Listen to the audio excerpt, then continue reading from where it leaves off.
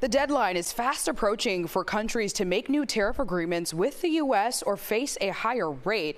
And with the big, beautiful bill signed into law, extra attention is now on what the Trump administration does next. CBS News Miami's Willie James Inman is traveling with the president and joins us from Bridgewater, New Jersey.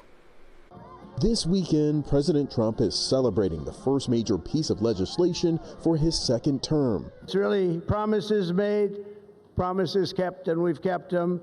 This is a triumph of democracy on the birthday of democracy. The Friday signing ceremony was part of a 4th of July event at the White House, complete with a military jet flyover.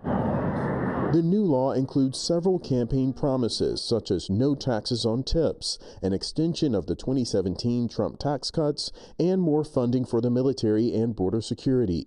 The One Big Beautiful Bill Act will also permanently raise the child tax credit to $2,200 and increase the state and local tax deduction to $40,000 for 5 years. Democrats have blasted the legislation for making cuts to food stamps and Medicaid. And now, as the White House turns to trade, they're also taking aim at the president's tariff policies. The Trump administration, these across-the-board tariffs are going to hit Americans hard. The president set a July 9th deadline for dozens of nations to make a deal with the U.S. or risk higher tariffs.